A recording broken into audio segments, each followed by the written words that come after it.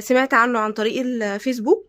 ناس كتير بتشكر فيه، اسمه بابلز. هما بيعملوا يا جماعة مسحوق اوتوماتيك، وبيعملوا داوني، وبيعملوا صابون مواعين وحاجات كتير جدا للناس اللي عايزة تشتري بديل محترم. وكمان عندهم شحن لكل مكان.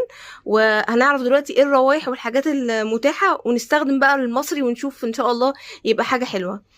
حضرتك نبدأ بقى. ده اول حاجة، ده داوني. ده الدوني منعم ملابس. اه بريحة الدوني انتوا اصلا مشهورة حاطين وغنية عن اهو التعريف. بتدعموا. مش احنا هقول الاسم بندعم. بقى عشان ايه، عشان الفيسبوك ما وقفليش الفيديو. اخواتنا احنا عارفينهم. احنا الحمد لله من اول ما للاسف الاعتداء ابتدى على غزة، احنا بنسبورت ماليا بجزء كبير من ارباحنا. تمام. وقررنا ان زي بقيه البراندات العالميه الداعمه للكيان، احنا قررنا ان احنا باذن الله نستمر في دعمنا طول ما احنا قائمين باذن الله. ان شاء الله باذن الله. قول لي بقى المنتجات